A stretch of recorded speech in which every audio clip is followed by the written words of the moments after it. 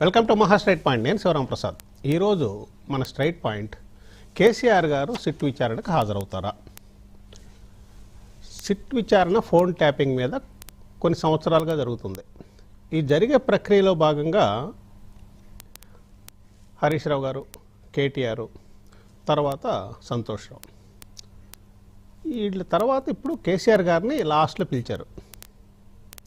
ఈ కేసీఆర్ గారు సిట్ మీద ఆయన స్టాండ్ ఏంటి, ఏం చెప్పబోతున్నారు, రేపు వస్తారా లేకపోతే సమయం తీసుకుంటారా? రాకపోవటం అంటూ ఉండదు. ఎందుకంటే 160 CRPC కింద ఎప్పుడైతే నోటీసులు ఇష్యూ చేశారో తర్వాత ఈ విచారణలో ఉన్నటువంటి విషయాలన్నింటిని బట్టి ఛార్జ్షీట్ తయారు చేస్తారు. ఎవరైతే విచారణకు రాలేదో సమయం కోరవచ్చు, కానీ విచారణకు రాకపోతే మాత్రం అది కేసు కింద అవుతుంది. 174 కింద 1 నెల జైలు అయినా వేయచ్చు, 500 రూపాయల ఫైన్ అయినా వేయచ్చు, లేదా 2 కలిపి కూడా వేయచ్చు. కాబట్టి రాకపోవటం అనేది ఉండదు. ఇవాళ కాకపోతే రేపు రమ్మన్నారు. నాకు టైం కావాలి, మున్సిపల్ ఎలక్షన్స్ ఉన్నాయి అనే దాంతో కొంత టైం తీసుకునే అవకాశం కూడా ఉంటుంది. ఇంకంతటి క్లారిటీ రాలా. బీఆర్ఎస్ పార్టీ నుంచి కేసీఆర్ గారు విచారణకు హాజరవుతారా లేదనేది రాలా. కాకపోతే విచారణకు వచ్చిన తర్వాత కేసీఆర్ గారు ఏం చెప్తారు? ఇక్కడ ముఖ్యమైన విషయం ఏంటంటే ఇది తుది దశకి చేరుకుంది. అంటే కేసీఆర్ గారే లాస్ట్ విట్నెస్ దీనికి. వచ్చిన తర్వాత ఆయన ఏం చెప్తారు, ఆయన స్టాండ్ ఏ విధంగా ఉండబోతుంది? ఇదే విచారణలో ముఖ్యంగా ఆరోపణలు ఎదుర్కొంటున్నటువంటి రాధాకిషన్ రావు గారు ఏమన్నారంటే బాస్ చెప్తేనే చేసామన్నారు. తర్వాత ఫోన్ ట్యాపింగ్ జరిగింది అనేది నిజం, అది కేసీఆర్ గారు కూడా చెప్పారు. ఫోన్ ట్యాపింగ్ జరుగుద్ది, ప్రతి ప్రభుత్వం చేస్తుంది తన అంతర్గత భద్రతా విషయాల కోసం. అది పోలీసులు రెగ్యులర్గా చేసేటువంటి చర్య, అంతేగాని దాంట్లో పెద్ద విశేషం ఏమీ లేదు. మాకు బ్రీఫ్ చేస్తారు అని చెప్పుకొచ్చారు. అయితే ఇక్కడికి వచ్చినటువంటి విషయం ఏంటంటే ఫోన్ ట్యాపింగ్ రెగ్యులర్గా ప్రతి రాష్ట్రం చేస్తుంది, దేశము చేస్తుంది, అందరూ చేస్తారు.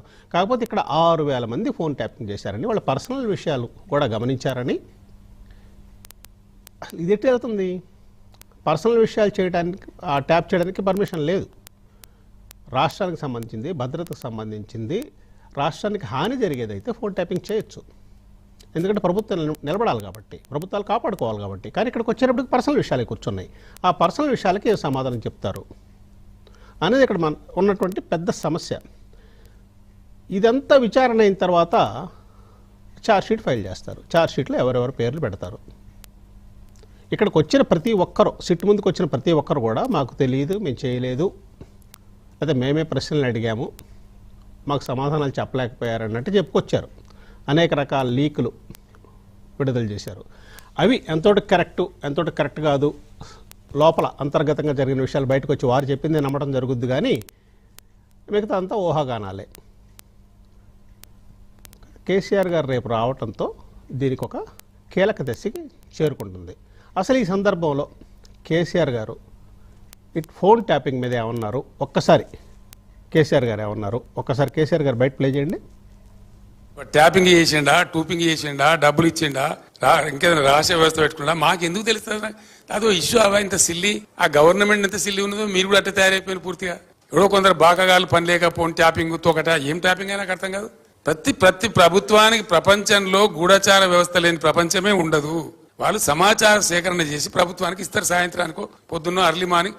No minister is concern with that, no chief అసలు కన్సర్న్ ఉండదు. We're only concern with the reports given by the intelligence. ఒక నిర్ణీత వ్యవధి తర్వాత వాళ్ళు సేకరించిన సమాచారం తీసుకున్న దాన్ని డిమాలిజ్ చేయొచ్చని కూడా ఉంది ఆ చట్టంలో.